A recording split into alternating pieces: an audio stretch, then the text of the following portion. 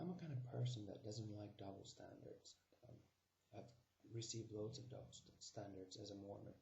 People attack the 4,000 changes in the Book of Mormon loads in different ways. So I'm trying to show that if everything is not 100% correct, then it can't be from God. Now I'm going to refute that idea, and I'm going to use the Bible as a basis to show you how prophets have made errors in the Bible, and how the scriptures have sometimes been even recorded with some mistakes there. So this does not eliminate my personal belief in the Bible. I believe it's true. I believe it's inspired of God. But that's the thing, it's inspired of God. With human frailties, men with inspiration have written down those things with their own, whatever we call them, shortcomings. John wrote differently from Ezekiel, or Ezekiel from Isaiah. That shows that God used those people's creativity, or those people's whatever talents they had, and that those people just put words that were inspired. And sometimes they make mistakes, and that happens with everybody. You can't claim to be perfect.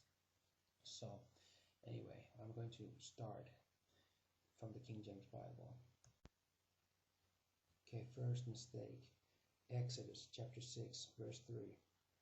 I appeared unto Abraham, unto Isaac, and unto Jacob by the name of God Almighty, but by my name Jehovah was I not known unto them. If we go to Genesis chapter 22 and verse 14.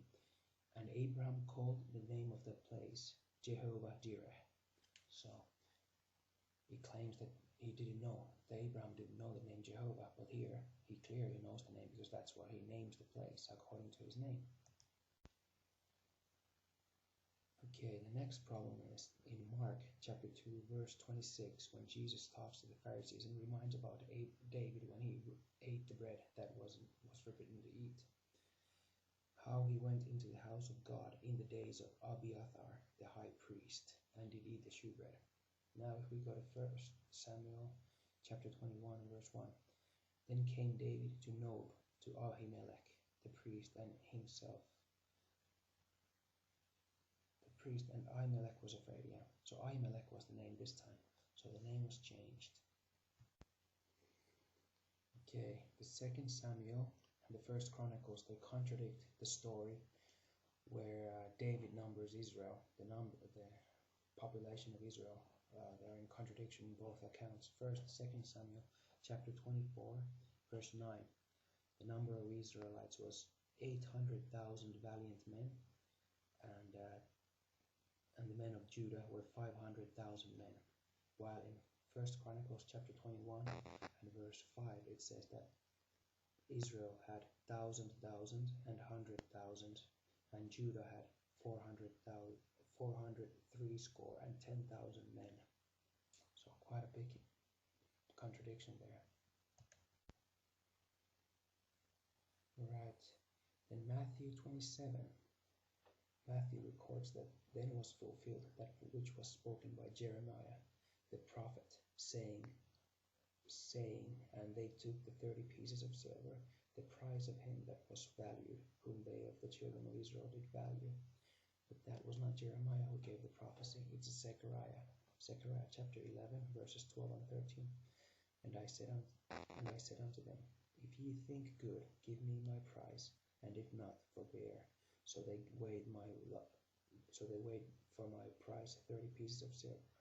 And later on in the next verse he says, after the conclusion, the 30 pieces of silver, and cast them to the potter in the house of the Lord.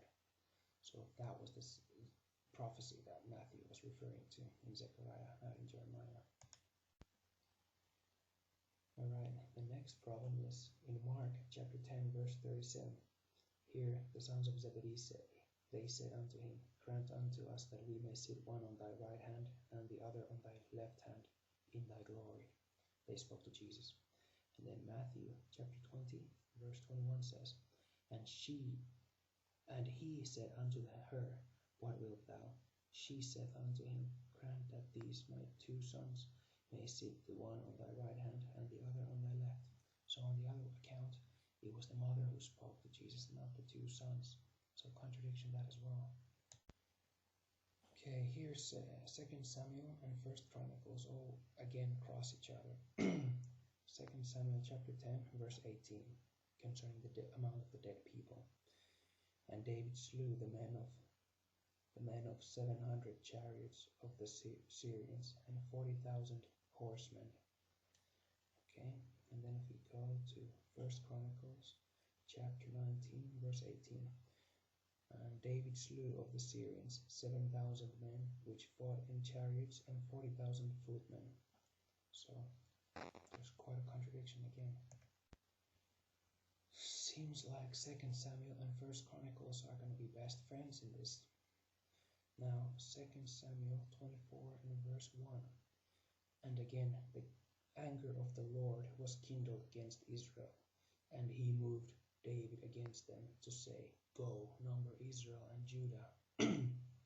Now, 1st Chronicles chapter 21, it says, And Satan stood up against Israel and provoked David to number Israel. So now it was Satan, while in the other book it was God.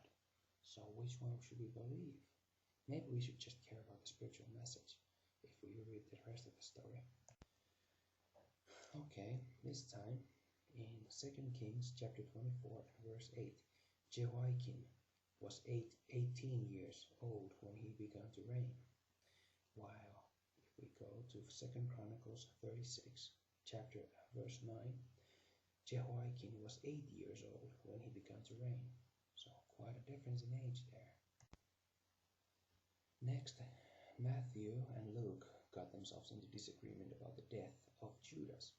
If we read Matthew 27 and verse 5, he says, And he cast down the pieces of silver in the temple and departed and went and hanged himself. That's what Judas did according to Matthew. Luke says in the Acts of Apostles chapter 1 verse 18, Now this man purchased the field with the reward of iniquity, and falling headlong he burst asunder in the midst, and all his bowels gushed out.